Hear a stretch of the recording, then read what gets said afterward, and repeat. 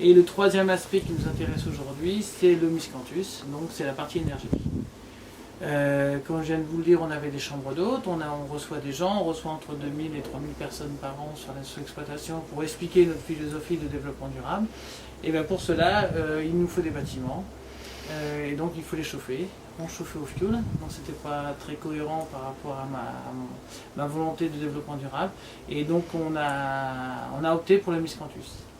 Donc le miscanthus, j'ai rencontré lorsque nous avons, dans le cadre de mon entreprise que nous avons créée, qui est basée aussi sur le développement durable. On fait des prestations qui concernent l'environnement, notamment ces plantations de miscanthus. Donc c'est pour ça qu'on a choisi le miscanthus. Le miscanthus, je l'ai donc implanté sur une zone de captage.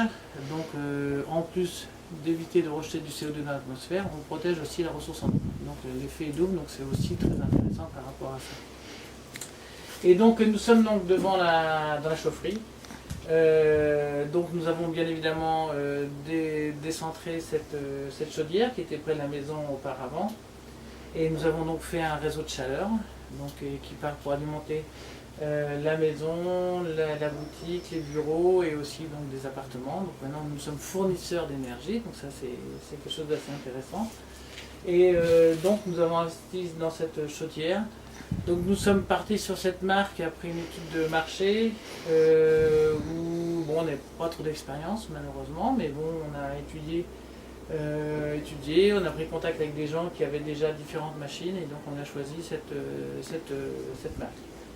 Je l'ai choisi notamment parce que le principe de fonctionnement est très simple, donc ça c'est intéressant.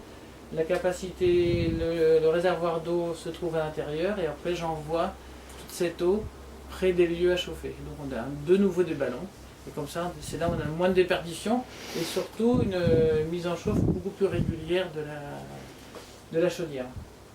Donc aujourd'hui ce qui est intéressant aussi avec cette technologie, donc c'était pas forcément vrai il y a 5 ou 6 ans ou 10 ans, et donc l'électronique nous permet d'être très fin au niveau des réglages. Il y a plusieurs phases de combustion, de descendrage, des pauses, au niveau des ventilateurs, et tout ça on le règle.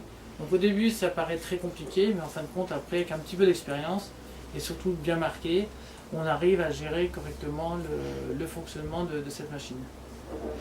Elle a pratiquement 2 ans maintenant d'installation, et on n'a pas eu aucun problème majeur, et surtout en termes d'entretien, on y passe une fois par semaine parce que c'est nouveau, donc on aime bien savoir comment ça marche.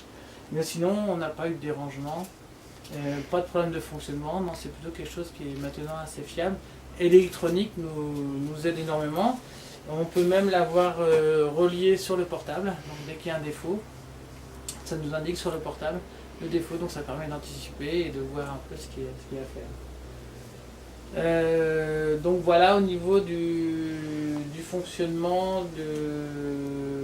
Alors en termes d'économie, une chose très importante, donc ça sur le côté environnemental, on a fait des études avec la Chambre d'agriculture et on va passer de 40 tonnes de rejet de CO2 dans l'atmosphère à 3 tonnes.